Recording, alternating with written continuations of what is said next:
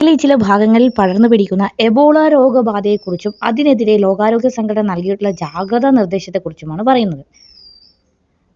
Democratic republic of Congo, Uganda തുടങ്ങിയ രാജ്യങ്ങളിൽ Ebola പടരുന്ന സാഹചര്യത്തിൽ ലോകാരോഗ്യ സംഘടന ഇതിനെ പബ്ലിക് ഹെൽത്ത് എമർജൻസിയായി പ്രഖ്യാപിച്ചിരിക്കുന്നു. 1976 ആഫ്രിക്കയിലെ എബോള നദിക്കരയിലാണ് ഈ വൈറസ് ആദ്യമായി കണ്ടെത്തുന്നത്.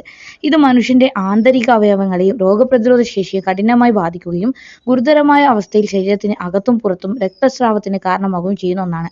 രോഗം പടരുന്ന രീതി നമ്മുടെ കോവിഡ് പോലെ വായിലൂടെ പകരുന്ന രോഗമല്ല ഇത്. രോഗബാധിതരായ ആളുകളുടെ രക്തം, ഉമിനീർ, വിയർപ്പ്, മൂത്രം തുടങ്ങിയ ദ്രവങ്ങളുമായി നേരിട്ട് സമ്പർക്കമുണ്ടാകുമ്പോഴാണ് എബോള പടരുന്നത്. വവ്വാലുകളാണ് ഈ വൈറസിന്റെ സ്വാഭാവിക ഉറവിടമെന്ന് വിശ്വസിക്കപ്പെടുന്നു. വൈറസ് ബാധിച്ചാൽ 2 മുതൽ 21 ദിവസങ്ങൾക്കുള്ളിൽ ലക്ഷണങ്ങൾ കണ്ടു തുടങ്ങും.